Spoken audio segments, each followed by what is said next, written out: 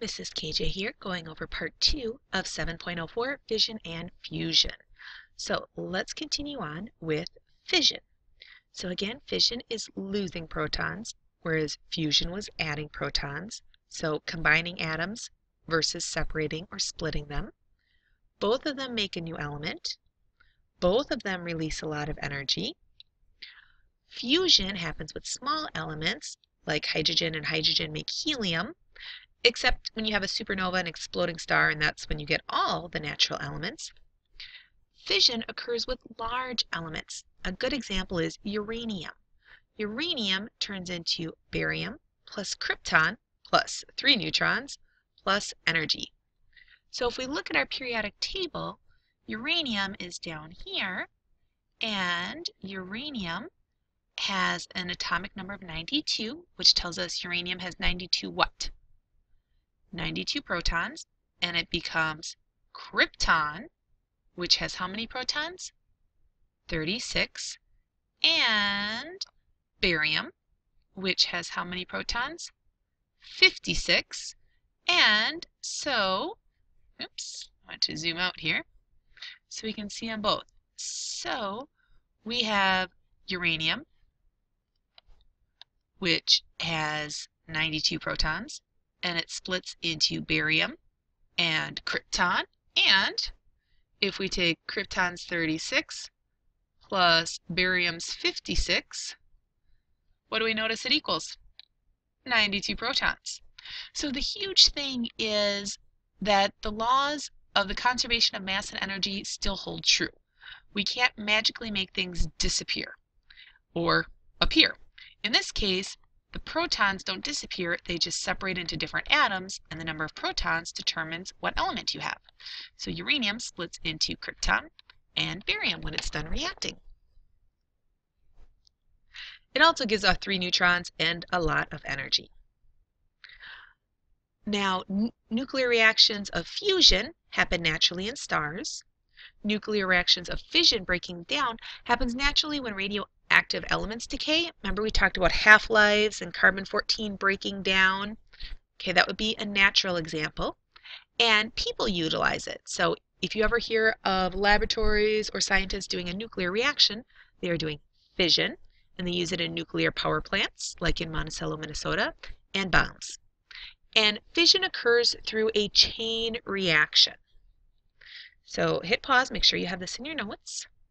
Now, fission isn't going to happen in every big element. It happens in ones that are unstable, because everything wants to be stable in chemistry. Remember when we first started learning about chemical reactions, and we said all elements want a full outer shell, and when they want a full outer shell in order to be what? To be stable. In this case, unstable nuclei are radioactive. Notice how they're glowing, and they're going to break down. So we have our atoms, and when a neutron gets fired at them, which is what Lise Meitner and Otto Hahn worked on, we talked about them earlier too, and notice that when it hits, it gives off a lot of energy, and neutrons keep attacking other ones. So that's the chain reaction. Once it gets started, it starts bombarding all of the nearby atoms. Because remember, you're not just going to have one atom, you're going to have trillions of them. And this chain reaction is what you get when you do fission. And if you'd like to read some more, go ahead and hit pause and read through it. And then we also have physicist Enrico Fermi. He helped develop the first nuclear fission reactor, so when we were help controlling it. So again, if you're interested, go ahead and hit pause and read this paragraph. And when we have the radioactive decay, we have changes in mass and energy, and of course, we have to create new elements. So again, if you'd like to read it, you can. And sadly, sometimes humans decide to do things that aren't good with their newfound knowledge. And this was the first atomic bomb, codenamed the Gadget, before it was ready to test. And there's 2 ways to initiate nuclear reactors. And so they notice that they also use plutonium and then uranium. And of course, in history class, I'm sure you've learned about the devastation that was done in Hiroshima and Nagasaki at the end of World War II. And even though I'm glazing over this, it's very important in history, and I hope everyone sincerely hopes that no one ever uses nuclear bombs against anyone again. It's just awful. But on the positive side, we can use nuclear reaction of fission in order to make power. And so how that works is kind of interesting. They have control rods and they have a reactor, and fission occurs in the reactor core and produces heat. That's the big thing. It makes heat. And then water removes the heat from the reaction chamber. So we have a pump going on, and we have steam because of course it's crazy hot. And so hot pressurized water transfers heat to a secondary loop, creating steam, and the steam causes a giant turbine to spin. And that's the key to this. So we're spinning this giant turbine because of the heat that the fission created. It turned the water into steam. That's causing this to rotate, which is attached to a generator, and that generator is what's going to make our electricity. And so then we have to cool the water. So after it cools, it condenses back down into water. And then the water used to cool the steam is cooled in a cooling tower, which is why you see those huge towers, before being returned to a reservoir. Now, of course, there are things we need to be careful about with nuclear fission. And just like anything, we need to be careful about waste products, but especially with radioactive waste products.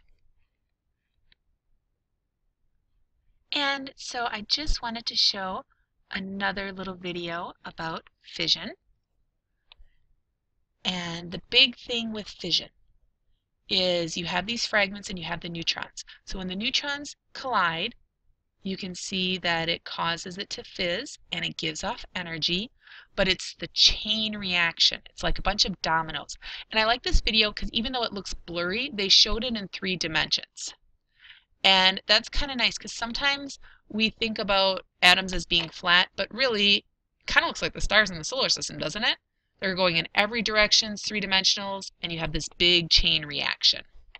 Now that chain reaction is different than fusion, so I'm jumping back to the other one, fusion, when we're combining them. So this animation shows helium-lithium, a lot of energy again, and they form one heavier nucleus. Okay, so they're just forming that one, and of course it can be happening all over the place like in the sun, but you don't have that chain reaction from the one neutron that set it all off like we did with fission. So make sure you have all this in your notes and then go ahead and do the pre-quiz before you take the quiz. Have a great day, everybody.